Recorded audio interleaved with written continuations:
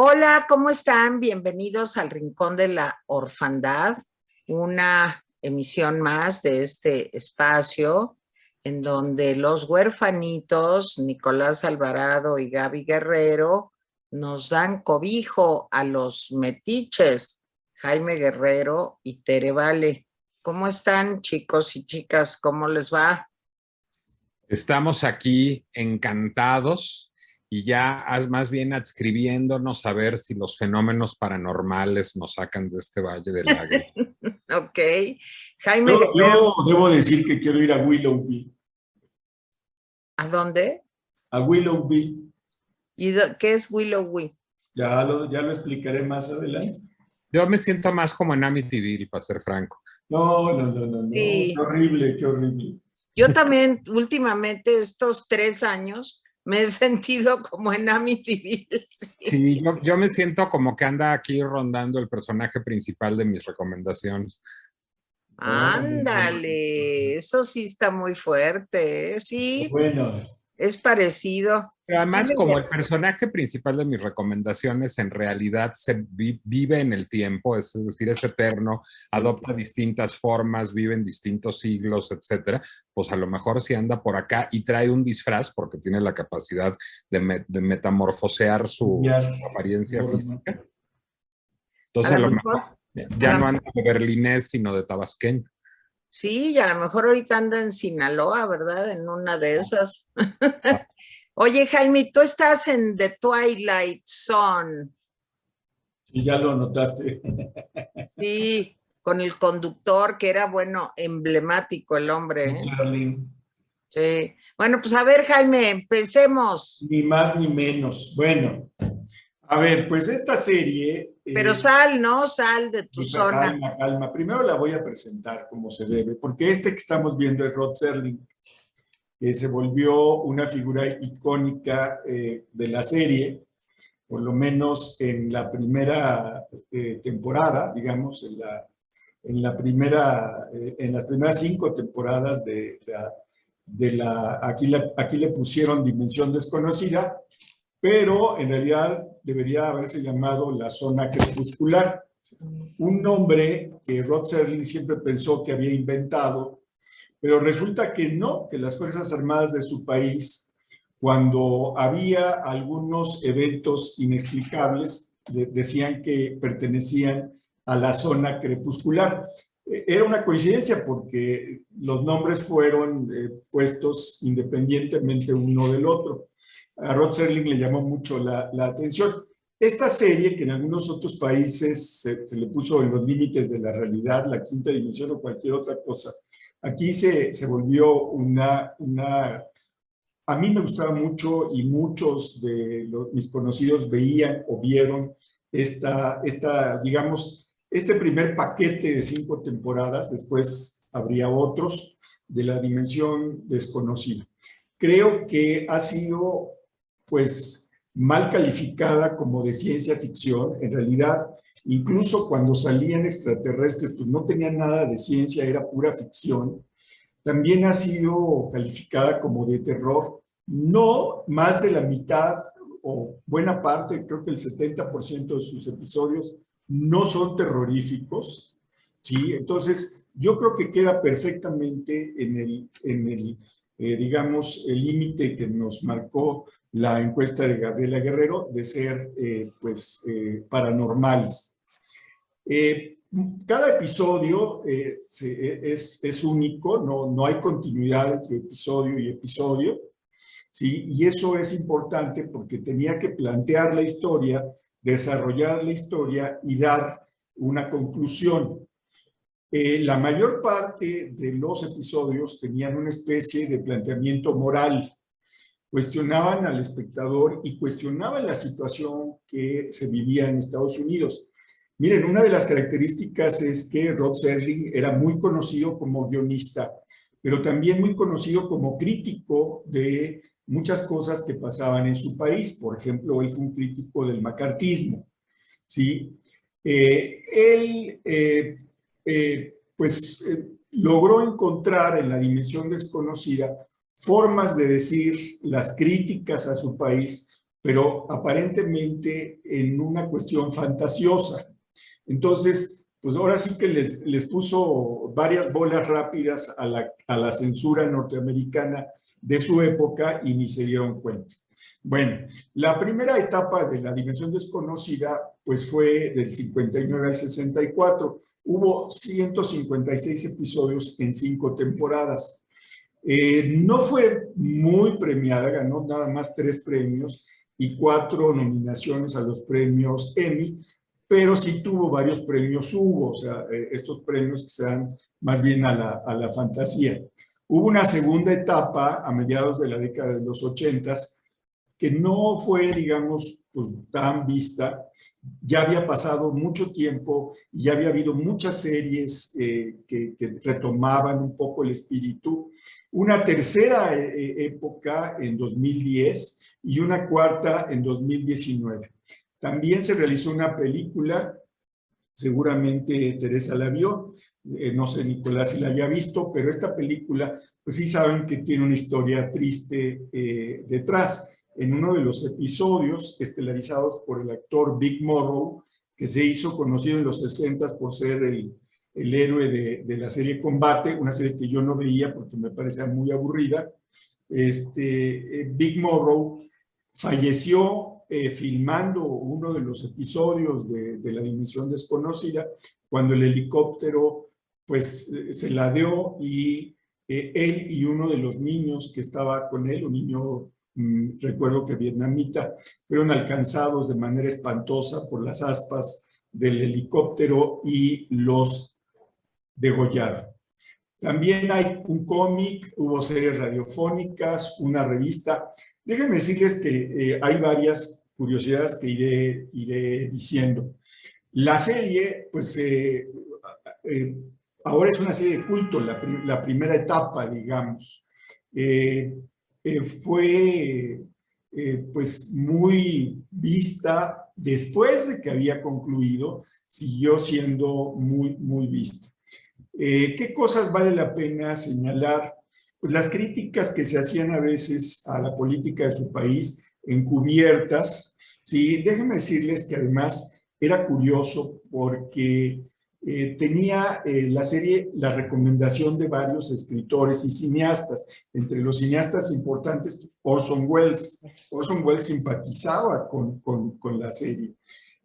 Ahí en La Dimensión Desconocida empezaron los autores o se subieron autores que ya eran conocidos, escritores que ya eran conocidos, que hicieron guiones para esa serie. Charles Beaumont, Richard Matheson, Earl Hammer Jr., Reginald Rose y Ray Bradbury. De todos estos, el más conocido es Bradbury, sin duda, pero Bob Beaumont y Richard Matheson no cantan más las rancheras, eran escritores de ficción, de ciencia ficción, de terror, y eran ya conocidos cuando llegaron a escribir para La Dimensión Desconocida. Algunos de los episodios son adaptaciones de relatos clásicos de autores como Ambrose Bierce, por ejemplo, el que escribió el Diccionario del Diablo, que vale la pena Ambrose Bierce leerlo, y Damon Knight. A ver, directores que empezaron ahí su carrera o que llegaron ahí, aunque ya tenían una carrera, tal vez el más conocido es Richard Donner, ¿sí? Que después desarrollaría una carrera incluso con algunos temas parecidos a los de La Dimensión Desconocida. Robert Parrish, que hizo Casino Royale, la primera Casino Royale con la cómica, digamos. Él fue uno de los directores de esta película. Stuart Rosenberg, que después tendría una larga carrera. Entre ellas yo recuerdo, así de memoria, a Bruce Baker, la película esta en donde sale este hombre, se me olvidó el personaje principal de Bruce Baker, Teresa. No me acuerdo. Dios mío. No me acuerdo ni de la película. Sucede en una prisión. ¿Sí? Por Lancaster. No, por Lancaster. Bueno, ahorita me acuerdo. También Richard Sarafian y Don Siegel. Don Siegel fue más conocido después por el ladrón de cuerpos, o no recuerdo cómo se llama en inglés, Body Snatchers, el The Body usurpador de Snatcher. cuerpos, ¿sí? Y bueno, actores de los que quieran, Dana Andrews, Charles Bronson, Robert Duvall, Peter Falk, que en aquel entonces pues no eran grandes figuras. Anne Francis, Dennis Hopper, Buster Keaton, que ya era una gran figura, pero ya había salido de ser una gran figura. Martín Landau, Aida Lupino, que no solamente actuó, sino que fue la única mujer que dirigió un episodio de La Dimensión Desconocida. Lee Marvin, Burgess Meredith, después que venía de ser un actor muy sólido, pero que después fue conocido porque era el pingüino de la serie de Batman. Vera Miles, Elizabeth Montgomery, que hizo junto con Charles Bronson un episodio estelar en La Dimensión Desconocida y que después sería más conocida, por supuesto, por Hechizada. Agnes Moorehead, que era una actriz sólida desde la película que hizo con el Ciudadano Kane, había aparecido y en varias películas y después fue conocida por ser la mamá de Elizabeth Montgomery. Leonard Nimoy, que bueno, pues ya saben que salió en esta, después salió en algunos episodios de la Misión Imposible y consolidó su carrera en Viaje a las Estrellas. Y bueno, él sí ahora sí que estuvo ligado a su papel del señor Spock toda su vida. Warren Oates, Robert Redford. Robert Redford es el de Brubaker. Robert Redford, que en aquel entonces pues no era un actor sólido. Burt Reynolds, Cliff Robertson, Mickey Rooney, que ya era un actor sólido y conocido.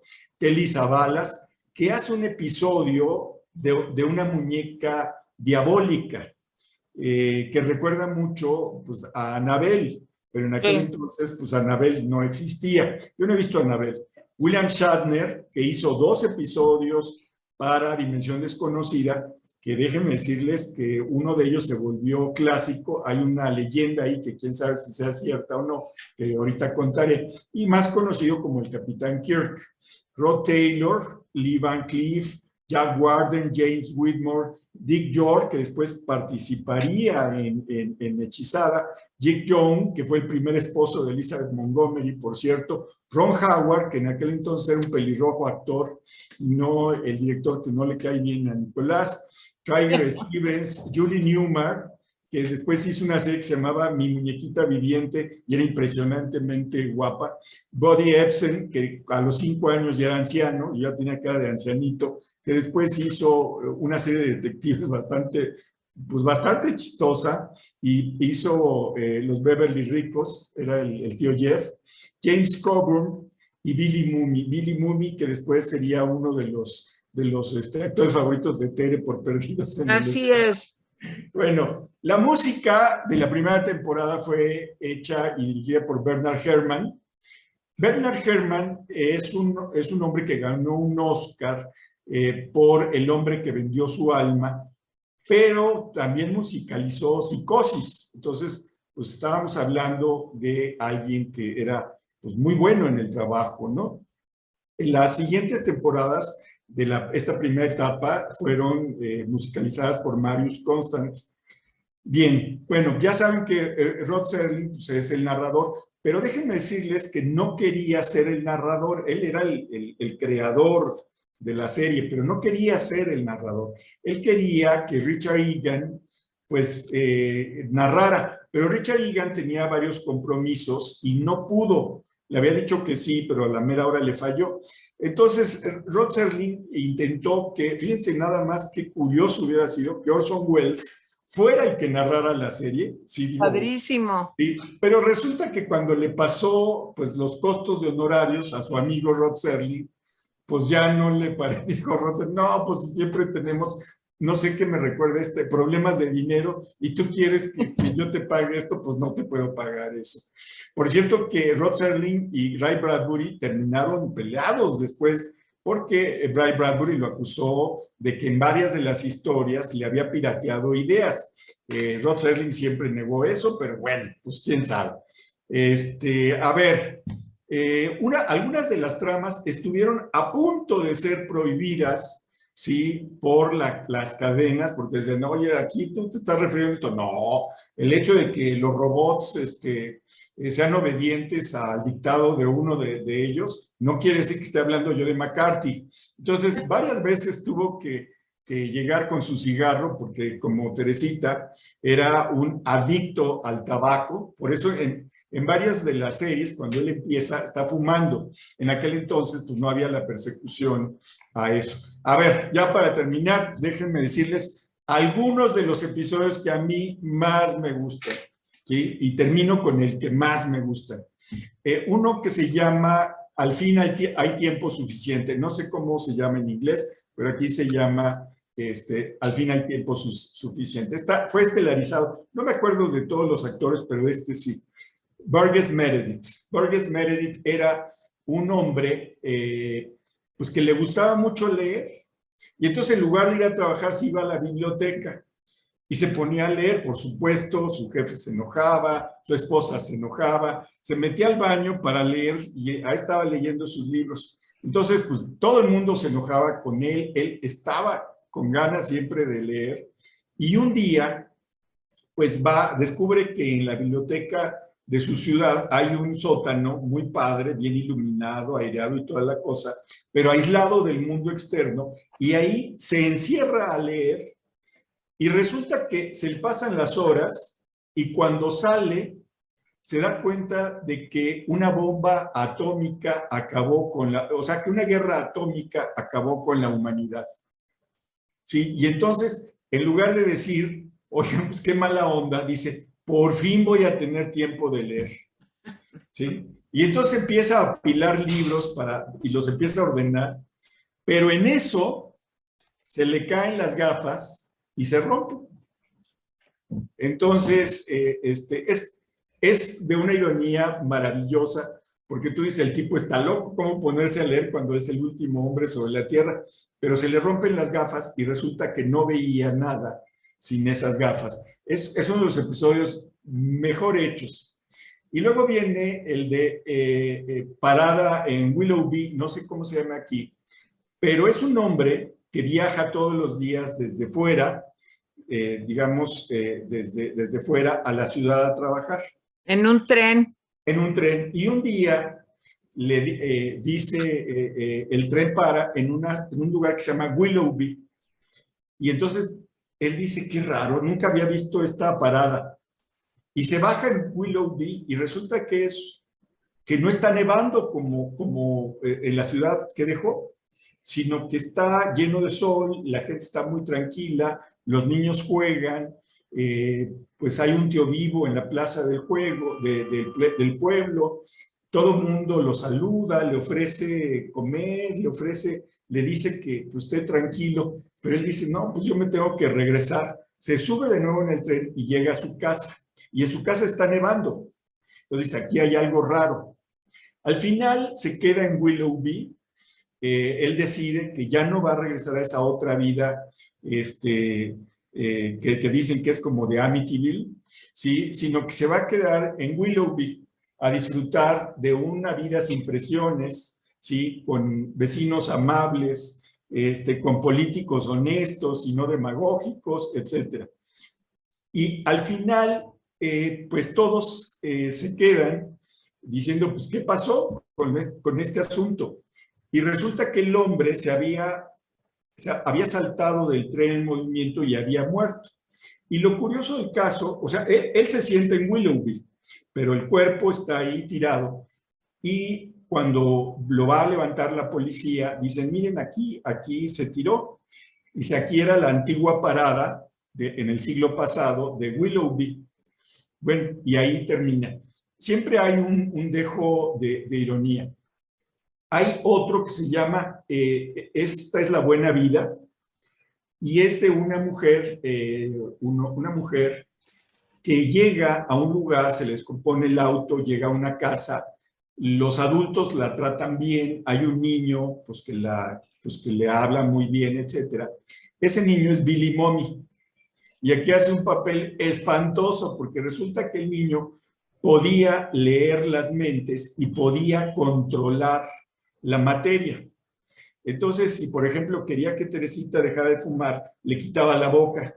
Sí, sí. Si yo, por ejemplo, lo desobedecía, pues me hacía lagartija, por ejemplo, ¿no? O sea, él podía hacer eso. Entonces, el sueño dorado de los locos. Pero, en fin, entonces la mujer, pues trata de educar al niño, porque dice, este niño con estos poderes y sin ningún desarrollo emocional y sin ninguna capacidad para ponerse en el lugar del otro, pues es terrible. En fin, no me acuerdo cómo termina, pero la actuación de Billy Mommy, o sea, uno termina teniéndole miedo a ese niño. ¿Sí? Hay otro que se llama The Howling Man, no sé, no me acuerdo cómo se llama en español, donde un hombre llega a un monasterio, ¿sí? Hay una tormenta, entonces para en un monasterio, y cuando lo hacen entrar, escucha gritos. Y entonces dice, ¿qué pasa? Dice, no pasa nada. Y él se pone a investigar y resulta que está un hombre abajo, en los sótanos del monasterio, siendo torturado por los monjes. Y por supuesto, cuando el hombre le dice, oigan, ¿de lo que se trata esto? Dice, es que tú lo ves como un hombre, pero es el diablo. No lo podemos dejar que se vaya y no lo podemos dejar tranquilo, porque debe pagar lo que nos ha hecho a los humanos. Entonces, ahí se acaba. Hay otro muy interesante que se llama Para servir al hombre, que llegan unos extraterrestres, entonces pues, todo el mundo se pone nervioso y los extraterrestres, calma, calma, nosotros venimos a mejorar su especie. Y bueno, empiezan a darles una serie de ventajas tecnológicas, mejor alimentación, todo les van resolviendo los problemas. Y un grupo de lingüistas locos empieza a tratar de, pues, traducir su idioma, el idioma de los extraterrestres. Y se roban un libro que se llama Para servir al hombre. Y resulta que el libro es un libro de recetas de cocina. Entonces, así termina ese, dice, estamos hablando, por eso nos tratan tan bien, pues, en fin, es un giro que pues no se adivina, ¿sí? Otro interesante es uno que se llama ¿Dónde está todo el mundo? ¿Dónde está todo el mundo? Tiene una característica. El hombre se despierta en un pequeño pueblo y no hay nadie. No hay nadie. Entonces empieza a caminar, empieza a desesperarse, se mete al cine, sale, se va a la plaza, etc. El pueblo de Marras, resulta que después el escenario fue utilizado para Volver al Futuro. Es el mismo escenario para Volver al Futuro. Ya ven que luego recrean. Sí. Se recrean escenarios. Bueno, pues en realidad se da cuenta que vive una simulación. ¿Sí? A ver, otro que se llama... No, pues ya, Jaime, porque no, ya... Calma, dos más y ya. Sí, dos más y ya. A ver, otro que se llama El que sea marciano que se levante. Denuncian, era plena paranoia, la paranoia comunista, no de extraterrestres. Llega la policía a un lugar donde pasajeros de un camión se habían detenido a cenar y los policías dicen, aquí hay un marciano. Nos acaban de informar que aquí hay un marciano y queremos que se levante, queremos llevarnos. Entonces pasa y se dan cuenta de quién es y se lo llevan. Y al final, cuando ya van de salida, un hombre se queda y está con el del mostrador y le dice, qué bueno que se llevaban al marciano. Dice, de mí nadie se dio cuenta. Dice, yo soy venusino, pero no se espante, le dice al dueño del café. Y le dice el dueño del café, no se preocupe, porque yo vengo de Saturno. ¿Sí?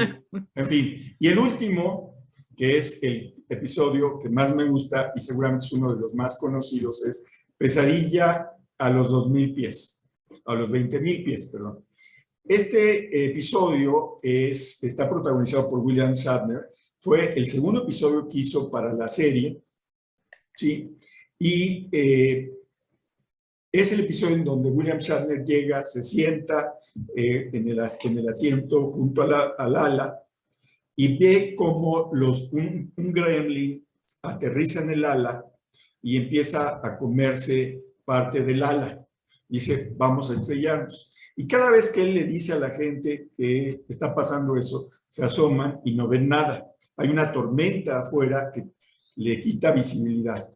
Él se pone cada vez más nervioso. Al final, ¿sí?, le dispara, consigue una pistola y le dispara al gremlin y pues lo pescan, lo atan. Cuando baja el avión, se lo llevan porque piensan que está loco, que el estrés de volar lo enloqueció. Pero al final dice el piloto, oigan, ¿qué le pasó al ala? Está destruida, qué bueno que pudimos aterrizar. Este episodio fue retomado para la película y fue interpretado el papel de Shatner por John Lithgow, un actor también muy conocido. Dicen que, de broma, no sé si sea cierto, que en el asiento del ala derecha de los aviones, le dicen que es el asiento de William Shatner, ¿sí? O sea, desde donde puedes ver. En fin, ¿dónde pueden ver estos episodios? Estaban originalmente las 2 primeras temporadas, estaban en Amazon Prime, pero ya las quitaron. Pero pueden ver los 13 primeros episodios en YouTube, son gratuitos, están traducidos. Y además están episodios de Un Paso al Más Allá, que fue una serie que de alguna manera siguió los pasos. También hay episodios de Galería Nocturna. Y bueno, pues Dimensión Desconocida es pues la madre de muchas series y películas y modos de retomar, si quieren, los eventos paranormales y la fantasía. Ya. No hice trampa. Pues hiciste, bueno, no hablaste de uno, hablaste de 10 episodios. Más hablé de una serie. Son unas trampas terribles. Pero a ver, fíjense que yo era súper fan de La Dimensión Desconocida, era yo realmente muy chiquita, la vi en Venezuela, para ser exacta, y a mí me gustó mucho un capítulo que yo creo que ya era, pues marcaba mi destino. Se trata de un hombre que llega a jugar a Las Vegas y entonces ahí se encuentra con una máquina, pues que se vuelve su obsesión y juega y juega y juega. La familia le dice, oye, ya deja la máquina, no puedes seguir así, te vas a gastar todo tu dinero, no puedes estar un ludópata, pues, como yo. Total que juega y juega y juega y se va a su cuarto y dice, ay, al fin lo logré, ya estoy aquí tranquilo y no va a pasar nada. Y entonces se oye que tocan la puerta y cuando abre la puerta, la máquina subió y lo va a saludar ahí mero en su cuarto. Está muy bien armado el cuento, pero sí, a mí me parece una serie extraordinaria y me gustó toda. Es en blanco y negro. La de los libros que decía Jaime, del señor que se queda leyendo y se le rompen los lentes, es terrible y está como ubicado, yo recuerdo entre sueños, como si fuera la biblioteca de Nueva York. Es un poco la biblioteca de Nueva York. O sea, está muy bien la serie. Yo no sé, Nicolás, si tú la viste algún día. Muchísimos días, no uno solo.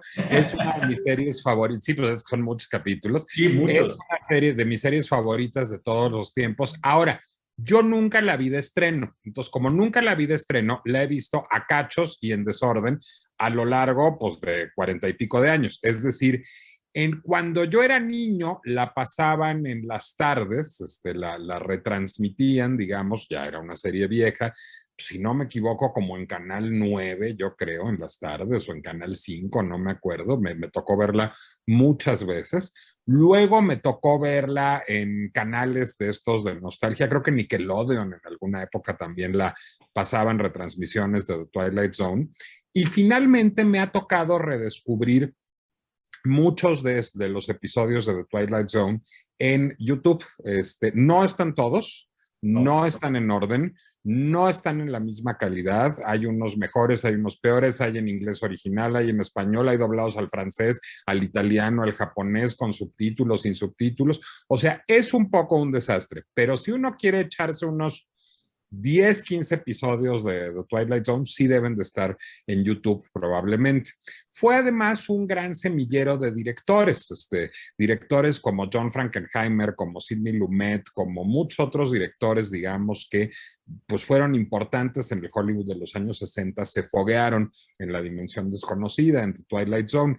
Se volvió un hito cultural, además. Recordarán que muchos años después, el tema que conocemos como el tema de La Dimensión Desconocida, el tema musical, se volvió un éxito con una banda de jazz vocal que estuvo muy de moda en los años 70 y 80, que se llamó Manhattan Transfer, o se llama todavía. Claro, Manhattan Transfer. Lo terminó siendo un gran éxito en las listas de popularidad. Y hay un remake reciente de The Twilight Zone, hecho para Netflix, hace, pues, ¿qué será? 2 o 3 años, que confieso que yo no he visto. Es de 2019, Nico. Sí, como no lo trató bien la crítica y a mí me gusta tanto la serie original, dije, no, yo creo que mejor no. Sí, yo tampoco lo vi. No, pues yo tampoco. Pero yo creo que, Teresa, no viste los capítulos.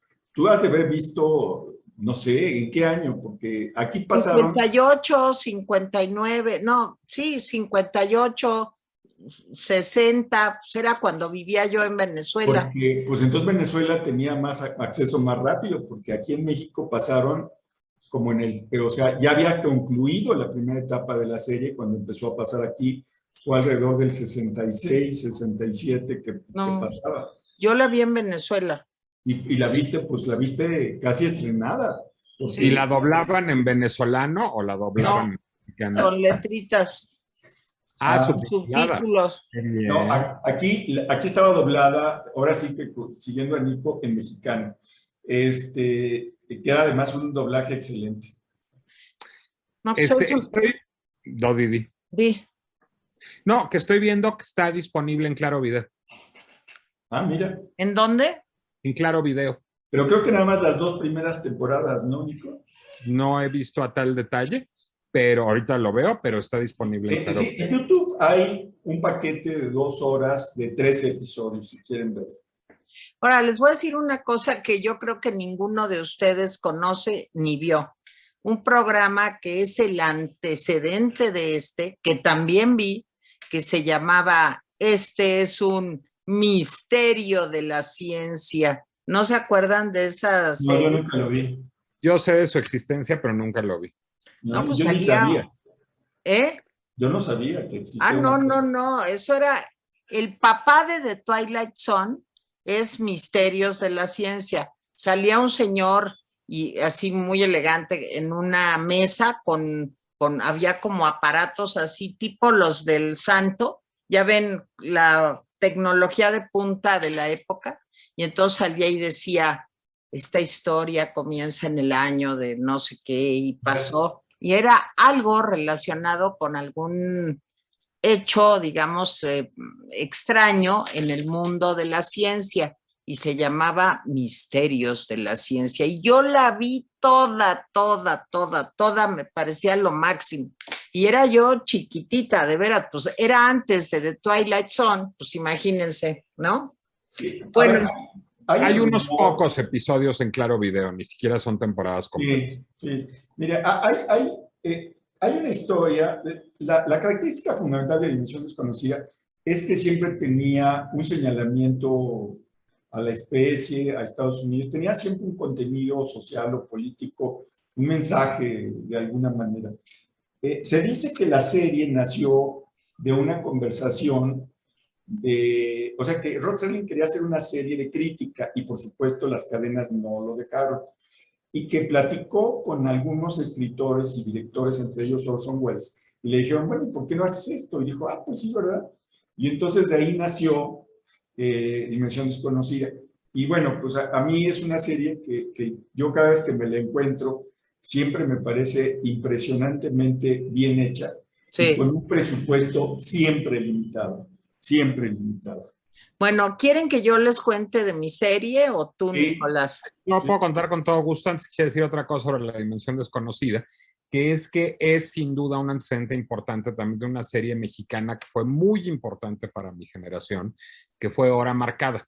Hora Marcada fue una producción de Carmen Armendáriz que se hizo en Televisa en los años 80, que fue el lugar en donde se foguearon como directores Alfonso Cuarón, Alejandro González Iñárritu, Guillermo del Toro, Luis Mandoki, Emanuel Lubezki, es decir, toda esa camada de directores que después se volverían Carlos Carrera, toda esa generación de directores empezó a foguearse haciendo en un lenguaje cinematográfico Hora Marcada, que era una serie que lidiaba con lo sobrenatural de una manera muy heredera de la dimensión desconocida. A veces también se encuentran algunos capítulos de Hora Marcada en YouTube y también fue una serie extraordinaria. Yo veía Hora Marcada, eso sí también la vi. Sí, sí. No hay muchísimos, deben haber sido 2 temporadas o algo así. Yo ni siquiera sabía de su existencia, perdón. Es una maravilla, debes verlo.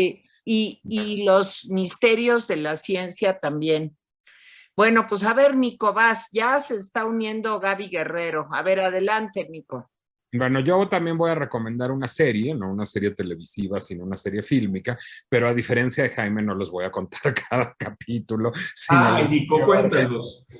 No, pero voy a dar nada más un panorama general y de hecho no de todas las series, sino de las 3 primeras películas, que son las que importan, del Dr. Mabuse. Bueno, ¿quién es el Dr. Mabuse?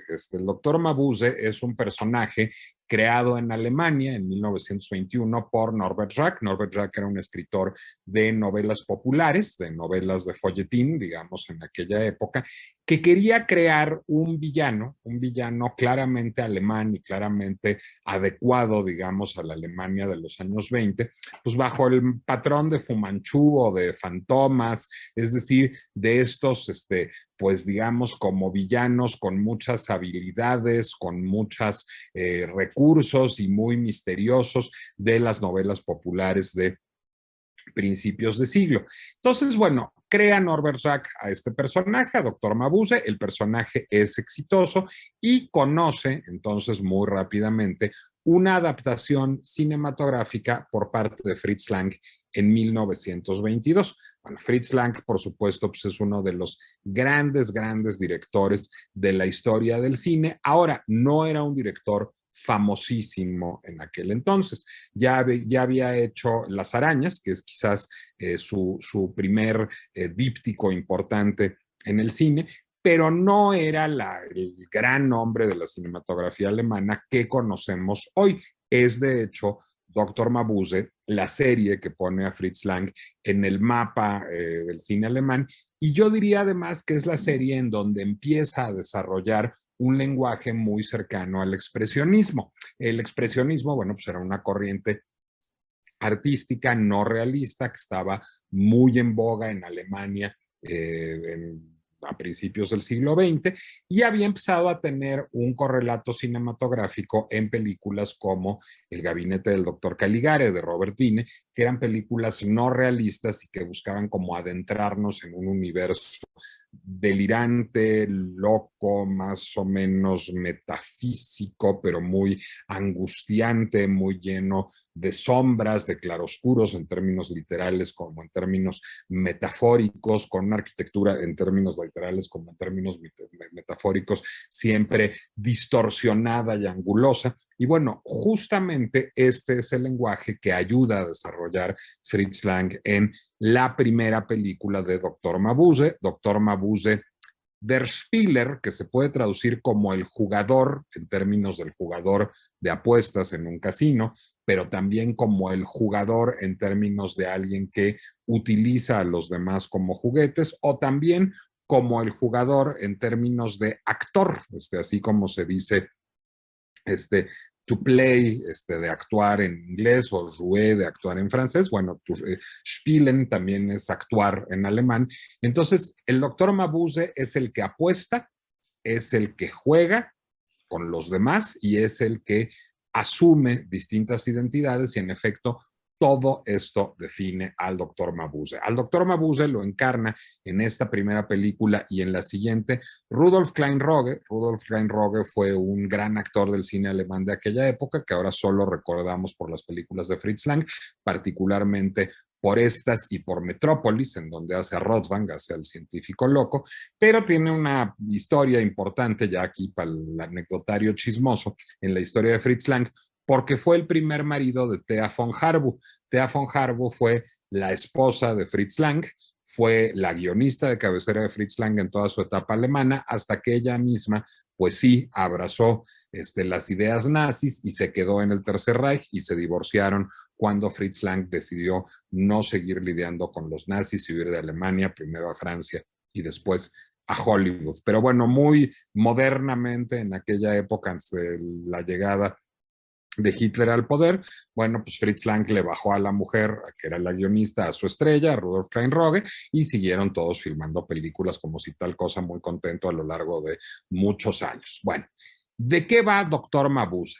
Pues Doctor Mabuse es un psiquiatra, psicoanalista, mago hipnotista, que como de todas esas juega, estamos en el momento en que está pues, muy de moda el psicoanálisis en el mundo germánico, en que Sigmund Freud está empezando a ser una figura de renombre internacional, en que escritores como Arthur Schnitzler, como Stefan Zweig están empezando a abordar esos temas en su literatura, y bueno, pues pasa por ser una persona muy respetado, pero entre otras cosas no es solo eso, sino es también un especulador financiero, es también un banquero clandestino, es también un contrabandista y un falsificador, y a partir de esto, bueno, pues él tiene una pandilla de criminales a los que controla de distintas maneras. Los controla a través de la hipnosis, porque tiene facultades de hipnosis, y los controla también a través del chantaje. La primera película empieza cuando está decidiendo desestabilizar los mercados financieros. Era la época, digamos, del gran boom bursátil que terminaría por pues ver su hora final en la depresión de 1929, en el crack bursátil de 1929. Aquí todavía la especulación financiera era rampante en todo Occidente. Entonces, y él lo que quiere es, a partir de malos manejos financieros, bueno, pues desestabilizar los mercados financieros para acumular una ganancia gigantesca.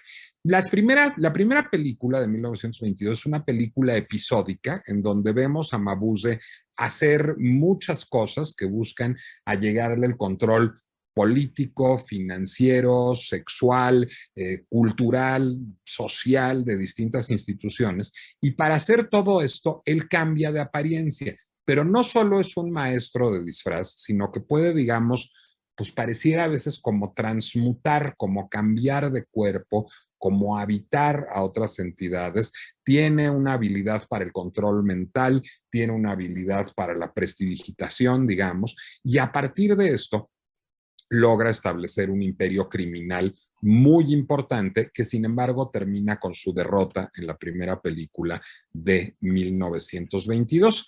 La secuela vendría varios años después, vendría 11 años después, El testamento del doctor Mabuse en 1933, también de Fritz Lang, también con guión de Fritz Lang y Thea von Harbou, también estelarizada por Rudolf Klein-Rogge. Aquí ya es una película hablada, la primera película es una película muda y la segunda es una película que está hecha ya, digamos, con un incipiente Tercer Reich. Hitler ya ha subido al poder y al, digamos, ascender Hitler al poder, se vuelve ya, digamos, más claramente el testamento del doctor Mabuse una metáfora del Tercer Reich.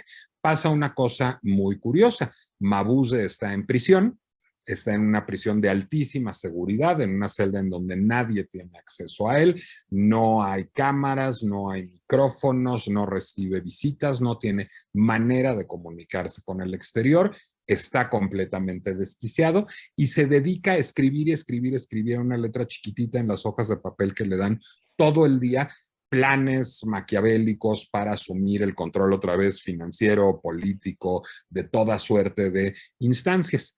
Lo que es muy raro es que empezamos a ver que en la vida real todo lo que escribe Mabuse en su celda en la que está completamente aislado se empieza a volver realidad. Es decir, los planes delirantes que él pergeña desde la cárcel, pues empiezan a hacerse realidad. Y decimos, pero ¿cómo es posible que se hagan realidad si él no tiene contacto con absolutamente nadie? Y entonces hay un investigador, Bernhard Goetzel, que es el mismo actor que encarna al investigador en la primera película, que busca develar este misterio. Se las voy a spoilear y se las voy a spoilear diciéndoles que en realidad Mabuse es una entidad mental que controla distintos cuerpos. Entonces, lo que está haciendo es que ahora se apoderó del director de esta institución psiquiátrica, del director, mejor dicho, el psiquiatra de esta institución carcelaria en la que está recluido, y ahora es el psiquiatra en jefe de esta institución carcelaria el que es el doctor Mabuse y el que está instrumentando todos estos planes. Muchísimos años después, en 1960, o sea, 27 años después del Tercer Reich, de la Segunda Guerra Mundial, de una carrera muy exitosa en Hollywood, Fritz Lang regresa a Alemania para 3 últimas películas y en 1960 filma el último filón de esta trilogía, que es Los 1000 ojos del Dr. Mabuse. Los 1000 ojos del doctor Mabuse están ya ambientados en una Alemania de posguerra. Toda la película transcurre mayoritariamente en un hotel de arquitectura moderna de la posguerra, pero un hotel que tiene un sistema de circuito cerrado de televisión. Esos son los 1000 ojos del doctor Mabuse. Ya existe la televisión para cuando Fritz Lang filma esta película. Y otra vez, a partir de ese circuito cerrado de televisión y a partir de la hipnosis y de los mensajes que puede transmitir el doctor Mabuse a estas habitaciones de este hotel de lujo en el Berlín de los años 60, otra vez busca hacerse pues, del control de muchas instituciones económicas y políticas. Yo diría que la historia del doctor, bueno, punto importante, después de Los 1000 ojos del Dr. Mabuse hay como 6 o 10 películas de Dr. Mabuse.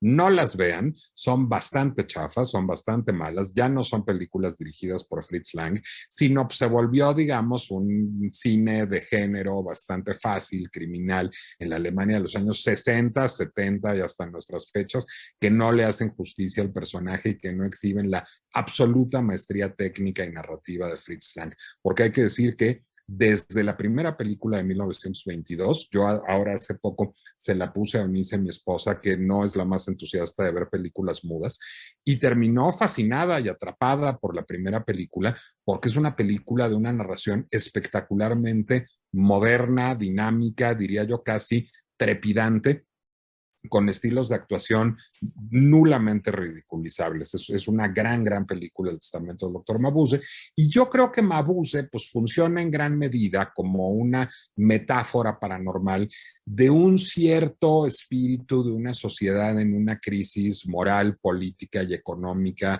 muy fuerte. Se acusó en algún momento a Fritz Lang de haber hecho, Fritz Lang era medio judío, pero no del todo, se le acusó de haber hecho una película antisemita en la primera, porque el psicoanálisis, la banca, eran como oficios tradicionalmente asociados a los judíos. Y él dijo, yo no hice una película ni antisemita ni prosemita, hice una película en donde toda la descomposición social y política de una sociedad, de la sociedad en la que advino el Tercer Reich, está puesta en evidencia. Entonces, además, resulta muy interesante verla en esos 3 momentos, porque Mabuse encarna el espíritu de la Alemania que está a punto de que llegue Hitler, de la Alemania ya controlada por Hitler y de la Alemania de posguerra en una crisis otra vez moral y sin norte moral y una crisis política muy importante. Son de verdad 3 obras maestras. Las películas se llaman Doctor Mabuse, el jugador, El Testamento de Doctor Mabuse y Los 1000 ojos de Dr. Mabuse, son de 1922, 1933 y 1960. Las 3 son dirigidas por Fritz Lang. Las 2 primeras son con Rudolf Klein-Rogge, y si se fijan en los actores que aparecen por ahí, pues los cinéfilos se van a topar en la segunda con Gustav Diesel, el actor que encarna a Jack el Destripador en La Caja de Pandora de Pabst con Louis Brooks, y en la tercera, en el papel del investigador, a Gert Fröbe, el actor que encarna a Goldfinger en la película del mismo nombre de la serie de James Bond de 1962. Son de veras 3 peliculones que no se deben perder y que están en YouTube, gratis. Pues fíjense que yo vi la primera, pero hace muchísimo tiempo y yo ni... No en 1922. No, claro que no, sí estoy vieja, pero no tanto. Pero fíjate que yo cuando vi esa película ni siquiera sabía de Fritz Lang. O sea, yo la vi porque ya saben que a mí me gusta ver todo lo que es así de cosas paranormales y como de ciencia ficción y eso. Y era muda y pues por azares del destino cayó y la vi y me gustó mucho. Pero sí, efectivamente, yo creo que hay como 10 películas, ¿no, Nicolás? O 12 o no sé cuántas de Ahorita te digo Doctor exactamente, pero Mabuse. solo las tres primeras son de Fritz Lang. Sí, pero después salían, ya muchos años después, muchas películas del Hay Doctor 15 Mabuse. películas del Dr. Mabuse, las Sí, tres primeras son de Fritz Lang, luego vienen una, dos, tres, cuatro, cinco, seis como secuelas directas, digamos, de Los Mil Ojos del Dr. Mabuse, filmadas en los 60, pero ya no dirigidas por Fritz Lang, y luego aparece cada tanto en el cine alemán. Hay una de los 70, una de los 80, una de los 90, dos de los 2010 y una de 2020 incluso. sí, pues te digo, yo sé que han seguido saliendo. Y el personaje, pues es un poco como Selig, pero de a de veras, o sea, ¿no? ¿Se acuerdan que Selig, en la película de Woody Allen, pues como que adoptaba la personalidad y se mimetizaba con el entorno y tal? Nada más que yo sí diría que el doctor Mabuse, pues era maligno, o sea, era Totalmente. maligno. Pero a mí sí me da un poco de risa las caras que hacía, porque luego cuando hipnotizaba a una persona, pues era así una cara de malo, malo, malo, con toda la sobreactuación o gesticulación, digamos, muy acentuada de las películas mudas. Al menos yo recuerdo eso. Sí, bueno, no es un estilo de actuación naturalista, pero No, no te da risa. Es una película angustiosa y miedo. trepidante. No sé si tú la viste, Jaime. A ver, yo de las tres he visto una. Debo decir además que cuando Nicolás avisó que iba a escoger esta saga de películas, me metí a YouTube a ver si de casualidad estaban. Y están. Está el Doctor Mabuse, el gran jugador, que es la primera. Está bastante bien la calidad de la película en YouTube. De veras pueden verla. Está muy bien. La segunda, yo la encontré, El Testamento del Doctor Mabuse, pero en un español jolines. Entonces, pues ahí ustedes si quieren, véanla. ¿Sí? Y la tercera, que le pusieron Los Mil Ojos, no me acuerdo si así se llama originalmente, pero bueno, Los Mil Ojos del Doctor Mabuse, así se llama. esa también está ahí, y también con una gran calidad, y es así, ya es hablada, en 1960, con subtítulos. Yo he visto nada más la primera, y me acuerdo perfectamente de la primera, porque sí, no es un estilo de actuación naturalista, pero porque ustedes se acordarán que cuando el cine era mudo, pues tenía que hacerse énfasis en las caras, en los gestos, en los ojitos, así. Los ojitos eran maravillosos. Rodolfo Valentino era un maestro de los ojitos, ¿sí? Pues los ojitos te contaban historias. Entonces, a mí me pareció sorprendente cuando la vi el Doctor Mabuse, porque es una película, yo no sabía de qué época era, pero sabía que era de cine mudo. Y cuando la fui viendo, estoy hablando de que la vi, pues, yo creo que en los años 80, cuando la vi me sorprendió la modernidad del desarrollo de la película. Es decir, sí, las notas que no es moderna, está en silencio, pero es una película que fluye muy fácilmente, ¿sí? Incluso con esto. Algunas de las escenas son maravillosas. Hay una escena en un palco con una chica. Eh, es impresionante la escena porque se va narrando muy bien la película.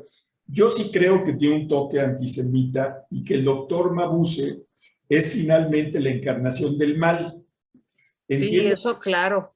entiendo perfectamente, además, el momento que vivía Alemania en 1920 y pico, destruida su economía, con una hiperinflación terrible, con hambre en las calles. Hay, creo que en una película con David Carradine, que se llama El huevo del, no, ese es de Berman.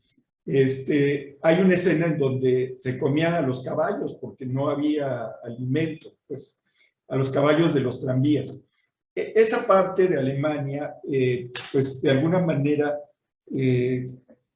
explica por qué personalizan al mal. Es una cosa que además tú has recurrido muchas veces cuando hablas, si existe el mal en estado puro, y es un tema que ha retomado mucho el cine, la literatura, las series. Hay un episodio de Los Expedientes X donde David Duchovny le dice a su compañera, le dice, hay un párrafo que me recordó en aquella época mucho al doctor Mabuse, dice, si llegamos a la conclusión de que el mal existe en estado puro, estamos llamados a combatirlo. Dice, porque entonces no es una derivación de las personas, no es una característica de las personas, sino que es una entidad. Entonces, sí, en fin, es muy recomendable esa película y les va a parecer sorprendentemente ágil y sorprendentemente moderno. Sí, Yo diré una cosa, no, perdón.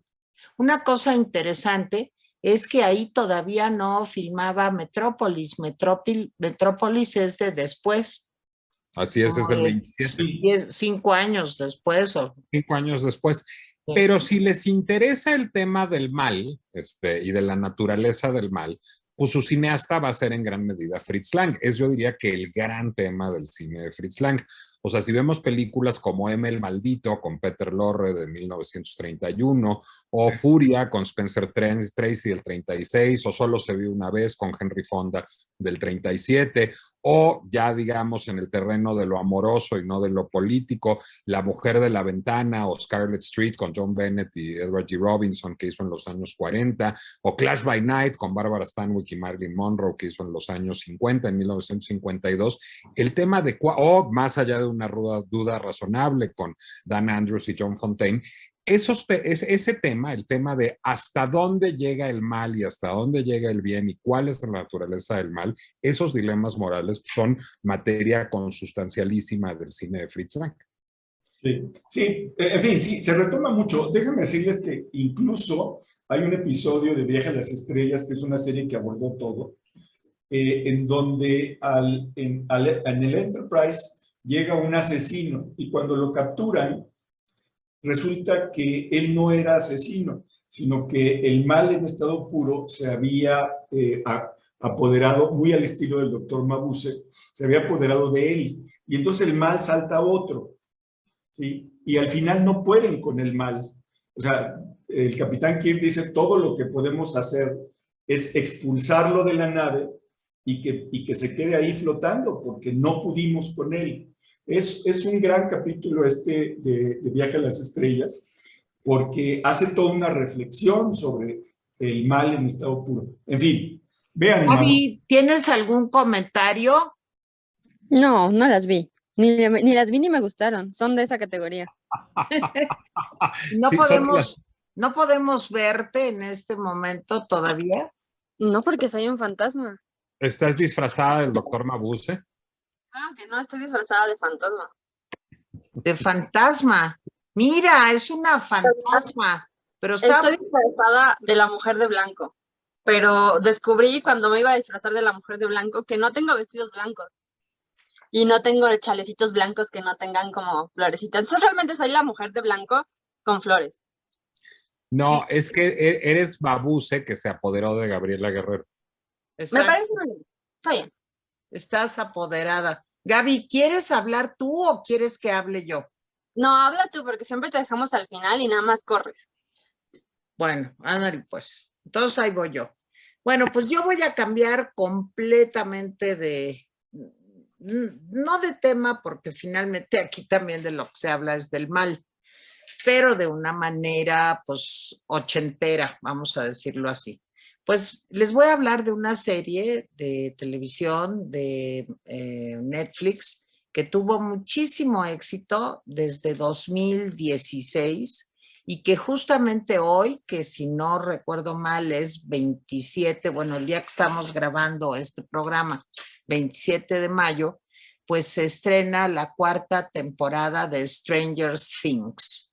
de veras que yo la primera vez que vi la primera temporada de la serie, pues me quedé muy impresionada por muchas cosas. Primero, porque es una serie muy entretenida, realmente muy entretenida.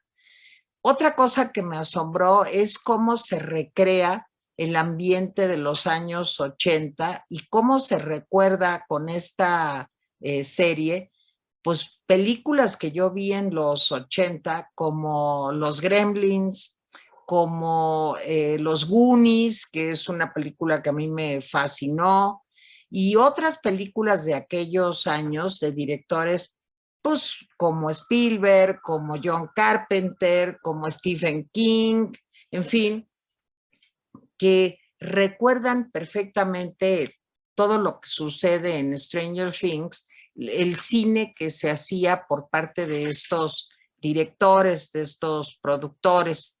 Y me gustó muchísimo. Otra cosa que me gustó muchísimo de Stranger Things es que salía una Winona Ryder en el papel de la mamá de uno de los niños, porque son 4 niños que son protagonistas y luego se añade a estos 4 una niña que ya ahora es muy conocida y que en la serie se llama 11, se llama 11 la niña. Bueno, pero les digo, estos niños son tan divertidos, tan juguetones y al mismo tiempo tan perceptivos en un mundo donde todavía no existía el teléfono celular, ni las redes sociales, ni había otra forma de comunicarse más que discando un teléfono. Empezaban a salir los de presioncita, o sea, los que le apachurrabas el número, y todo está recreado de una manera muy divertida. La acción de esta serie pasa en un pueblito chiquito, eh, en donde 4 niños, como de 12, 13 años más o menos, pues son unos niños divertidos que juegan un juego que estuvo muy de moda en los años 80, que se llamaba Calabozos y Dragones, se llamaba Dragons and Dungeons, que a mí no lo jugué, digo, yo era grandecita en los años 80, pero me hubiera gustado jugarlo. Es el antecedente, esos juegos de mesa, como Dragons and Dungeons, Dungeons and Dragons. ¿Perdón? Dungeons and Dragons. Bueno, Dungeons and Dragons es el antecedente, pues, de todos los juegos que luego salieron en distintas plataformas, como Zelda, por ejemplo. Zelda, pues, está inspirado, digamos, en este tipo de juegos de mesa.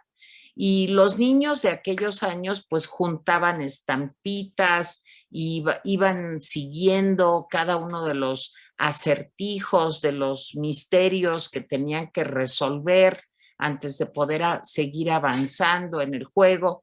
Y estos niños, los 4 niños protagonistas, pues son unos jugadores empedernidos de este juego de mesa, Dungeons and Dragons, y pues inmediatamente te mete a ese mood de los años 80.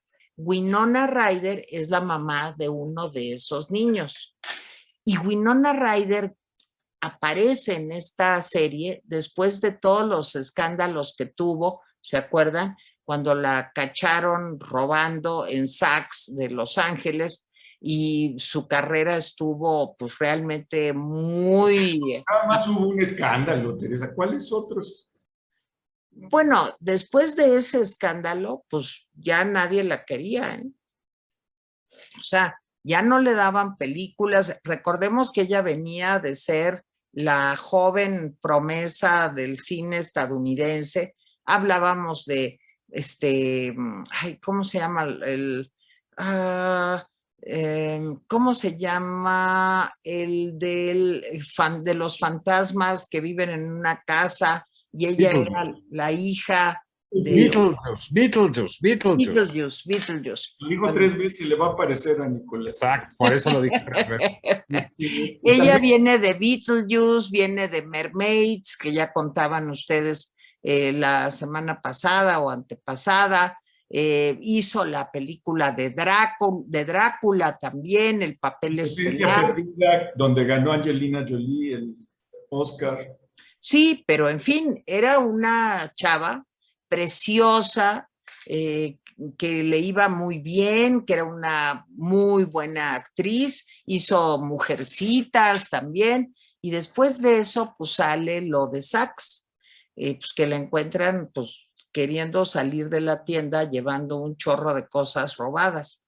Bueno, pues en ese momento se acaba la carrera de Winona Ryder y todo el mundo la ve como apestada, pero finalmente Stranger Things le da la gran oportunidad de volver, pero ya no como una jovencita, sino como una mamá joven, ¿sí?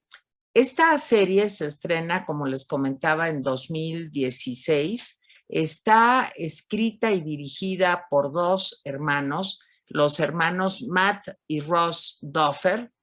Y bueno, tiene toda, recrea todo este ambiente de las películas de los años 80. Bueno, pues resulta que en un pequeño pueblito donde vive Winona Ryder, que es una mamá sola, que tiene a un hijo y el niño tiene sus amiguitos y están ahí, van a la casa de una mamá y de otra a jugar, todos andan en bicicleta. Bueno, pues resulta que una noche salen de jugar de la casa de uno de ellos y el hijo de Winona Ryder se pierde, no llega a su casa, la mamá cree que se quedó a dormir en la casa de otro de los amiguitos, empieza a buscarlo, llama a la policía, en la policía le dicen, no hombre, lo que pasa es que sí llegó seguro a dormir a tu casa, pero se ha de haber ido temprano. Entonces está muy preocupada, pues como cualquier mamá, pues porque no llega el niño, que es un preadolescente, hasta que finalmente el policía del pueblo, que tiene una relación romanticona con Winona Ryder, con la mamá, pues encuentran la bicicleta del niño. Pero el día que se pierde el niño, habían pasado cosas raras, se había ido la luz, había habido muchos problemas como de rayos, como de truenos, en fin. Y hay una zona cerca del pueblo, que es una zona como militar, en donde no pueden entrar los habitantes del pueblo porque está prohibido. Dice, no, no, aquí esto paso prohibido, zona militar. Y lo que vamos descubriendo a lo largo de la temporada es que ahí se hacen una serie de experimentos, pues les voy a decir, porque ya vamos en la cuarta temporada, que abren un portal a otra dimensión, ¿sí? Hay una serie de científicos que están trabajando en eso de abrir un portal hacia otro mundo, digamos, otra realidad. Y de pronto, en medio de todo esto que nos vamos enterando, aparece una niña muy rara, muy bonita, pero muy callada, que tiene siempre muchísima hambre, quiere comer y comer y comer todo el día, pero que no quiere decir su nombre, ni de dónde viene, ni quién es, hasta que un día alguien la ve corriendo con una bata como si hubiera estado internada en un hospital, y entonces pues ya la meten a su casa, le dan de comer y le habla a la policía y dicen, miren, esta niña yo creo que se perdió, y ve que la niña tiene un tatuaje que dice 11, que dice 11, y se le queda ya el nombre de 11. Total que la niña, para no hacérselas cansada, porque es nada más la primera temporada, vas descubriendo que había sido una niña que había estado sujeta a una serie de pruebas y de investigaciones que estaban haciendo en ese recinto militar, pues para poder de alguna manera controlar ese portal que abrieron a otro mundo. Entonces, esto te da la oportunidad de que aparezcan seres extraños, monstruos, el niño desaparecido al parecer está del otro lado, se fue a la otra realidad. Y es tal el éxito de la primera temporada que termina ahí, pues que la segunda temporada se estrena en 2017, o sea, un año después de lo que les estoy contando. Y se trata, pues, de el intento de todos los personajes de volver a la normalidad después de todo lo que vivieron y de todas las consecuencias, pues, de este viaje, digamos, a otra dimensión de algunos de los protagonistas que se da durante la primera temporada. Les va también que se acepta hacer una tercera temporada que se estrenó en 2019. Esta tercera temporada tiene 8 episodios, tiene nuevos personajes y además los niños pues ya crecieron, pues imagínense, ya han pasado 3, 4 años.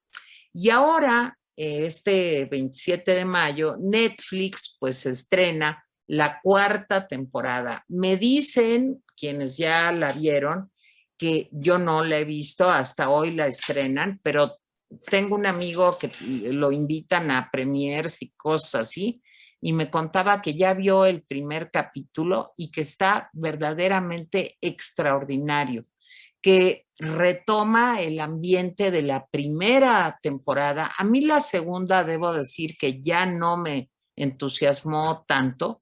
La tercera tampoco la vi, pero la 4ª se me hace que va a ser un estímulo para que yo vuelva a ver la parte de la segunda temporada en la que me quedé, la tercera y ahora la 4ª, porque me dicen que la 4ª temporada está realmente extraordinaria, que tiene un ritmo muy trepidante, que los chicos de la película y Eleven pues ya crecieron, se enfrentan a otro tipo de problemas. Winona Ryder sigue en el papel de la mamá y parece ser que la 5ª temporada, o sea, todavía después de que se estrene hoy la 4ª temporada, al parecer va a haber una 5ª temporada que será la temporada final.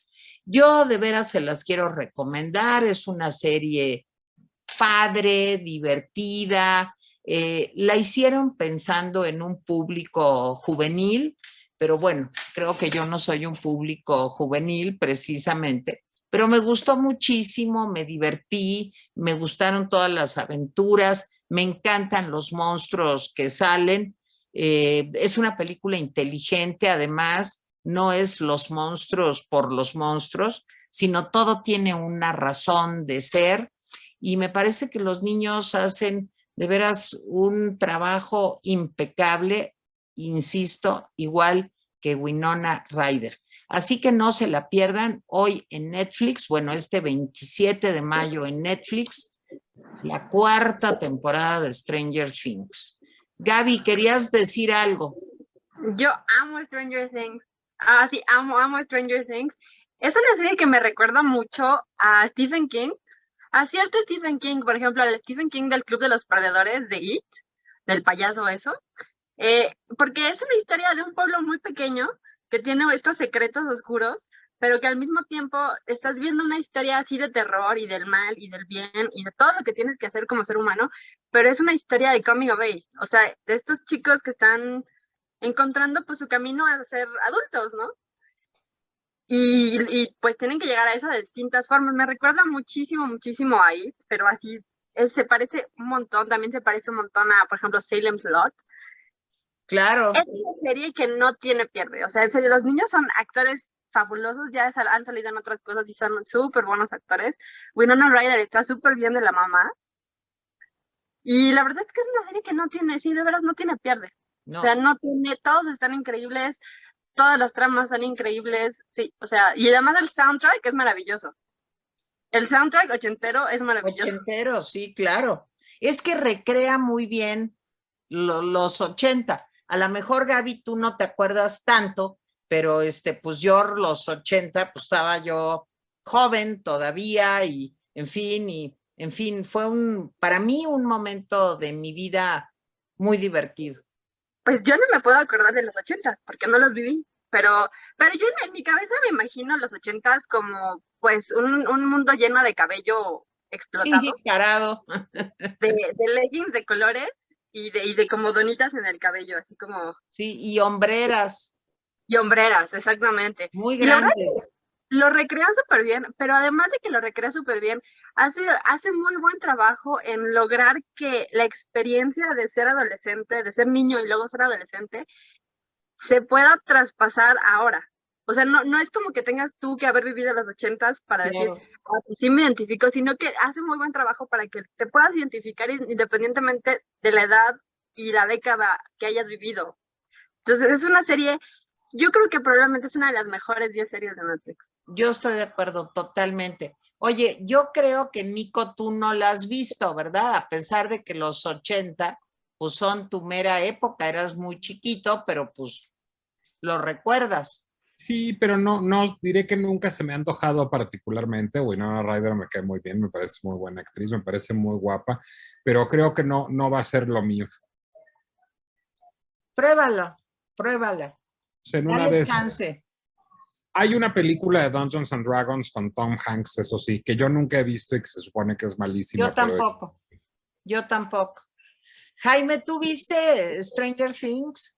Sí, yo sí vi todas las temporadas y te voy a decir que a mí la primera temporada me encantó, A mí también. pero creo que la segunda y la tercera se vuelven muy densas. Creo que la narrativa se volvió pues, lentona, densa. En realidad, la explicación de muchas de las cosas, no de todo, porque el origen de la niña es diferente, pero la explicación es que los militares abrieron un hueco a otro universo, Sí, que lo es dije. paralelo a este, pero que es un universo en donde quienes lo habitan son personajes muy sombríos, no diría demoníacos, pero casi, y pues a veces ese mal se pasa. Los niños son unos nerdazos desde el principio, Sí, pero son unos nerdazos muy simpáticos. Yo coincido con que son extraordinarios actores todos, buenísimos. todos. Winona Ryder vuelve por sus fueros, porque ella siempre fue una buena actriz. Eh, claro, no estuvo exenta de malas películas. Yo creo que la peor película de ella que he visto es Otoño en Nueva York. A mí me gustó. Ok, o sea, no digo más. Es Pero bueno, cursi, pero Yo, mandé. yo estoy de acuerdo con Jaime porque Otoño en Nueva York no solo es una película cursi, sino aburridísima y con unos problemas de ritmo terribles. a mí me gustó. Bueno, yo soy fan de Winona Ryder, ¿eh? Debo decir, ratera o no ratera, me parece la gran cosa. Y bueno, yo la he visto. La otra película mala de ella es esta que hizo con este Adam Sandler, No, ahí sí no te manejo mucho eso. que es un remake de una película que protagonizó Jimmy Stewart, que es el, no sé qué, el señor, bueno, es un hombre que hereda de un tío que no se acordaba, el de Jimmy Stewart, $1,000,000, que en aquella época pues era todo. No, pues Y ahorita también, ¿qué no, diéramos? porque Adam Sandler es el heredero de una fortuna de miles de millones de dólares. Entonces, en fin, pero la primera película es muy buena, es una película cómica de Stewart, pero la segunda es infame y a pesar de y Winona Ryder está muy mal en esa película. Pero bueno, vean todos los Stranger Things. Yo espero que regrese esta cuarta temporada de alguna manera al ritmo, al espíritu de la primera. Pues a mí me dijeron que la cuarta temporada está espectacular y la voy a ver, debo decir. Gaby, vas y Voy. adelante. Ok, quiero que sepan primero que hoy llegué tarde porque me dormí súper tarde. Y me dormí súper tarde porque me quedé platicando con Alexa Logan, porque me estaba contando cosas paranormales y yo le estaba contando cosas paranormales y para ponerme en el humor, me di cuenta de que la luz del sensor de movimiento que está justo en el piso de abajo de mi cuarto se prendía a las 4 de la mañana solito. Y entonces me asomaba yo y yo decía, pero ¿por qué se está prendiendo una y otra vez? Y se prendía y se apagaba, como si alguien pasara enfrente. Y entonces yo nada más veía la luz y se apagaba y se prendía. Y yo decía, y desde ese momento ya estoy en el humor para lo paranormal. Entonces, justo vengo con esa falta de sueño y ese humor paranormal. Ok. Y entonces vengo a contarles de muchas películas, porque voy a hacer trampa. Y mi primera trampa va a ser una película que se llama A Dark Song, que aquí le pusieron una canción en la oscuridad. A Dark Song es una película independiente de terror, que es la historia de Sofía, que es una mamá que perdió a su hijo en un accidente y pues no puede vivir con eso. No puede, tiene culpa de sobreviviente, pero además el marido la deja porque pues se muere el hijo y se pelean. Y entonces ella está pensando que ella tiene que encontrar una forma de vivir con esto. Después te enteras de que el niño fue, pues no sé, creo que no se explica si fue asesinado o con malicia o alguien sin querer lo mató. Pero el punto es que la mujer está fúrica con el tipo, así lo odia, lo detesta y decide que la única forma en la que ella va a poder superar esto y vivir su vida es tomando venganza de este hombre. Y entonces decide que va a encontrar textos, pues, paranormales para poder hablar con su hijo y de alguna forma conseguir esta venganza. Entonces encuentra el texto de Abramelin. El texto de Abramelin es un texto real, pues es un grimorio real. Y se va con un ocultista que se llama Joseph Solomon y le dice, oye, pues sabes qué, yo quiero que hagas este ritual en particular en donde llamas a un ángel. O sea, tú llamas a un arcángel y yo hablo con ese arcángel y al arcángel le puedes hacer un deseo, le puedes pedir una cosa. Y entonces Joseph Solomon después le dice, pues no sé, o sea, a lo mejor, chance, no sé. Pues, finalmente le dice que sí, se van a una casita abandonada así a la mitad de Gales, así la casita más abandonada y pinchurrienta a la mitad de Gales. Y dicen, ay, aquí nos vamos a quedar. Entonces se van a meter a esa casa y el hombre le dice, pues acostúmbrate a estar conmigo porque aquí vamos a estar meses preparándonos para el ritual porque nos tenemos que purificar el cuerpo y el alma. Puta, y entonces empieza una cosa así horrible en donde pues esta mujer se queda con este hombre en esta casa, es invierno y no tiene calefacción la casa, no hay camas, hay un solo colchón que se queda él y a ella le dice, pues tú vete a dormir al piso, no hay agua caliente, a veces ni siquiera hay agua. Y él la pone a hacer cosas, le dice, pues tú tienes que probarte a mí, o sea, te tienes que probar ante mí y te tienes que probar ante el ángel, entonces pues tú me tienes que atender a mí. Entonces le dice, cocíname, cuídame cuando estoy enfermo. Hasta en algún momento le dice, pues oye, tenemos que tener sexo para purificarnos. Digo, que debe ser como el truco más viejo de los ocultistas. Pero le dice, bueno, pues va. Entonces el tipo le pone a hacer cualquier cantidad de cosas y esa es la mayor parte de la película, donde ves a Sofía pues pasar a sus pruebas y sufrir por lo que se supone que tiene que lograr.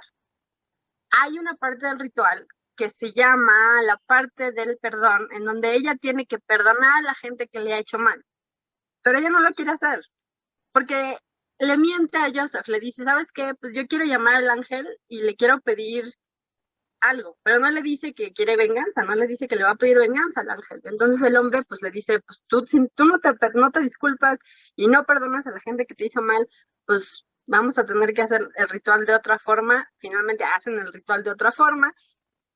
Joseph Solomon es un tipo horrible, así lo odias, es un misántropo, machista, horrible, cuyo único sueño es llamar al ángel para poder ser invisible y entonces no tener que lidiar con la gente. Y entonces, pues ellos encerrados ahí se terminan conociendo, pero se odian, pero se conocen y son lo único que tienen el uno con el otro. Y finalmente hacen el ritual, que es un ritual pues lleno de sangre, lleno de rezos, lleno de cortadas, y entonces le dice él que algo salió mal. Le dice, pues algo en el ritual está torcido, no hiciste algo bien, entonces pues tenemos que rehacerlo, porque si no, no vamos a llamar al ángel, sino que vamos a llamar al demonio. Y exactamente eso es lo que pasa. Llaman a un montón de demonios que se cruzan en el, pues, como desde el más allá. Y ya no les voy a decir qué pasa. Les voy a decir que eventualmente sí vemos al ángel Y cuando aparece el ángel es impresionante. O sea, yo creo que a él le pusieron todo el dinero. Es una película indie que tuvo, yo creo que como 2 libras. Y como 1.50 de esas libras lo pusieron a nacer el ángel. Y es maravilloso. O sea, de veras, no se ve casi nada paranormal como durante 50 minutos de la película. Pero después de eso, ves todas las cositas paranormales que empiezan a suceder. Incluso antes de que ellos se den cuenta, uno se da cuenta. Y es creepy, o sea, es creepy y es una película muy cansada, es una película que no es una película hollywoodense, o sea, no se parece, por ejemplo, al Conjuro o a Annabelle, sino que es una especie de terror paranormal que es más bien emocional y que tiene cosas paranormales, pero es una gran película. Si la quieren ver, se llama A Dark Song, una canción en la oscuridad. Es de un director que se llama, ahorita les voy a decir, Liam Gavin. Ganó como 8.800 premios de películas de terror y películas indie y películas británicas. Y está en Amazon Prime gratis. Entonces vayan a verla, una canción en la oscuridad. La siguiente que voy a escoger es una película que la gente dice que es mala. Y a lo mejor sí. Es Actividad Paranormal. Actividad Paranormal 1, no las 800 secuelas que siguieron después. La 1 es buena. La 1 es la historia de esta pareja que está viviendo en una casa, Micah y Katie. Y Micah y Katie, pues ellos están viviendo su vida normal. Se supone que Katie tiene un demonio que la ha seguido desde que es niña, y entonces Micah le paga a un hombre para que pues la ayude, para que le ayude a sacar pues esta ira. Micah obviamente no cree que es un demonio, cree que es un trauma de la infancia que Katie reprimió, y le dice, pues mira, yo te voy a ayudar, y pues ya nos vamos a salir de esto. Ponen cámaras alrededor de toda la casa, todo se ve así. Es una película que también tuvo, yo creo que $2 también. Y se ven estas como pequeñas cosas al principio. Katie se despierta y se para junto a la cama. Ves cómo se mueven las cositas atrás de ellos mientras están hablando, se abren las puertas en la noche. Y son todas esas como pequeñas cosas que nos asustan cuando es de noche y estamos solos, que estás en la cocina o estás en la sala y está todo oscuro y de pronto escuchas que algo se cae y saltas y dices, ¿qué es eso? Porque aunque sabes que no hay nada, pues te da como el kiki, ¿no? Así como... Y creo que Actividad Paranormal hizo un gran trabajo en canalizar esos miedos que le tenemos a la oscuridad y que pasan cuando los demás están dormidos. Creo que es una película que es, pues, una heredera de La Bruja de Blair. La Bruja de Blair, pues, en su momento fue exactamente así. Fue una película de found footage, de como, pues, grabaciones encontradas, que también fue súper creepy. A mí no me tocó ver La Bruja de Blair, fue antes de mi tiempo, y la vi muchísimos años después. Cuando la vi no me dio miedo, pero recuerdo que a ciertas personas que conozco que sí les tocó, sí les dio mucho miedo.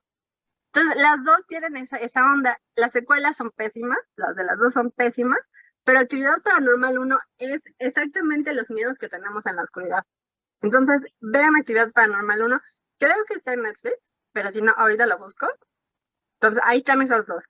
Y la siguiente que les voy a decir no es una película, sino que es un escritor que seguramente Teresa ha leído, porque suena como algo que ella leería. Es Adam Neville. Adam Neville es un escritor de terror británico. Dicen que es el Stephen King británico. No, fíjate que no. Ha escrito muchas novelas, no tantas como Stephen King, porque nadie ha escrito tantas novelas como Stephen King. Pero Adam Neville es un escritor que se centra mucho en lo paranormal y lo que esto le hace a la psique humana. Por ejemplo, tiene The Reddening, en donde habla de un culto caníbal, que es un libro de terror prehistórico.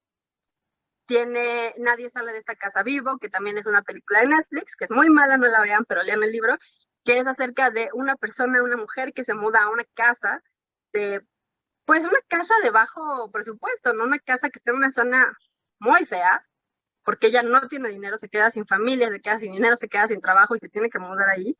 Y la casa está embrujada por una especie de deidad que succiona la vida de la gente pobre. Es un escritor difícil de leer, pero logra tocar lo paranormal. Yo creo que es el mejor escritor que Stephen King, a pesar de que yo prefiero a Stephen King. Pero Adam Neville es un escritor que sí de veras logra como darte creepy, así como que lo lees y dices, ok, tengo creepy, poquito. Entonces léanlo, Adam Neville, A Dark Song, una canción en la oscuridad, Actividad Paranormal.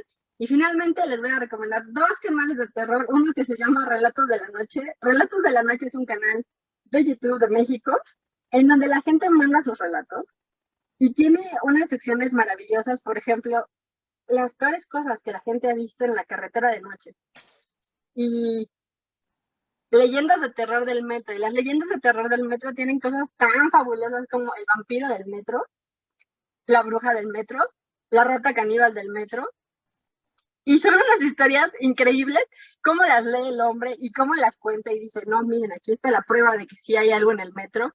Y hay una foto de una mujer con los ojos brillantes. Entonces uno dice, si lo van a ver, véanlo en la noche y vean Slapham, que es otro canal de YouTube de terror en donde la gente manda fotos de supuestas cosas paranormales, fotos y videos. Y uno dice, pues a lo mejor sí es un yeti eso que veo ahí, pero a lo mejor es un árbol. Entonces, uno nunca sabe si lo paranormal está cerca o no. Entonces, esas son mis sugerencias de hoy. Yo no me tardé. Bueno, Gaby, pues has hecho todas las trampas que te da la gana, como siempre, ¿verdad? Pero no están me buenas tus recomendaciones, quiero decirte. Me llama la atención que la primera que recomiendas, dices que se llama The Dark Zone.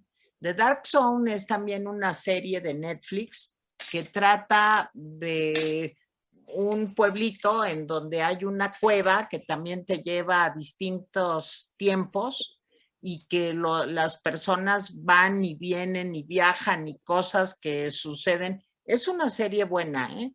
¿La Yo alemana? empecé a ver, se llama The Dark Zone. Está en No lo Netflix. vi. No me lo vi. Vela, te va a interesar. Yo vi la primera temporada, pues hace ya, no sé, 3, 4 años, pero han seguido saliendo temporadas, ¿eh? Y es buena la serie, The Dark Zone, sí. Bueno, señores, pues comentarios finales, Nico, Jaime. Buenas recomendaciones de puras cosas que yo no he visto en mi caso. A ver, la película de Adam Sandler y Winona Ryder se llama Mr. Deed. Y la película a la que yo me refería, la antigua, se llama Deeds Goes to Town. Y no es con Jimmy Stewart, era con Gary Cooper. Físicamente, de repente, se enciman en mi mente. Era con Gary Cooper y Jan Arthur. Pero Y esa película es de Frank Capra. Por Frank Capra. Es una película muy bien hecha, muy bien narrada y muy divertida. Porque el personaje, interpretado por Gary Cooper, entra en una crisis porque dice, ¿yo ahora qué hago con el $1,000,000? Y nada más para decirles, termina diciendo, pues lo mejor que puedo hacer es repartirlo. Y entonces hay una larga fila de gente y él les da dinero. En fin, ese es mi primer comentario. Se vuelve López. No, una y absolutamente, porque López reparte nuestro dinero. Exacto. Repartía su dinero. Nicolás, yo creo que las señoras estaban confundiendo Mr. Deeds Goes to Town con Mr. Smith Goes to Washington, que sí es con Jimmy Stewart de Frank Capra y que es inmediatamente anterior o posterior, no recuerdo, a Mr. Deeds Goes to Town. Pero bueno, chicos, esta sí, además otra cosa. Esa película de actividad paranormal costó $15,000. Ándale. Ganó millones de dólares. Y es la única buena de todas las actividades paranormales. Nomás le voy a dar 3 nombres a Gabriela. Ramón del Valle Inclán, Daniel Steele y Alejandro Dumas, que han escrito más que Stephen King. Y ya. Bueno, señores, pues ya nos vamos. Nicolás Alvarado, ¿dónde te podemos leer y ver? En el Heraldo de México. Miércoles y viernes, ¿verdad? Es correcto. Oye, ¿y en Instagram? Nicolás Alvarado Lector. Jaime Guerrero, ¿dónde te podemos leer y ver? En el Rapidín, en el Rincón de la Orfandad y los viernes en El Economista. ¿Y a Tere Vale dónde la podemos leer y ver? Me pueden ver en el Rapidín, en el Rincón de la Orfandad, en El Economista los jueves, en Etcétera los lunes y en Atypical TV los martes. Y mi querida Gaby es reacia a entrar a redes sociales, pero a Gaby Guerrero la pueden ver en todo su mágico esplendor todos los fines de semana aquí en el Rincón de la Orfandad. ¿Verdad, Gaby? Sí, yo, como dice Nico, yo soy aristócrata, por eso no tengo redes. Exacto. La pueden ver en un ectoplasma si están abiertos sus portales a la actividad paranormal. Pueden hacerle a la Ouija así y me desaparezco. Exacto. No, no te desaparezcas, porque te quiero mucho, entonces no te desaparezcas. Bueno, adiós, chicos. Dios, adiós. Que tengan un gran fin de semana. Suscríbanse al Rincón de la Orfandad. Denle like, la manita para arriba, así donde le vean, y ayúdenos a mover el algoritmo. Este juego se llama Mover el Algoritmo y para eso necesitamos que se suscriban, que nos apoyen también en los superchats con poquito, mucho, lo que puedan. Y además que le pongan like a todos nuestros videos. Bueno, antes invitaba uno a alguien a mover el bote, ahora uno lo invita a mover el algoritmo. Exacto, es mejor mover el algoritmo que el bote, 1000 veces. No, entonces no has visto la película. Bueno, vámonos. Hay que mover el bote. Gracias, Nicolás Alvarado, Jaime Guerrero, Gaby Guerrero, Tere Vale. Gracias, bye. Bye.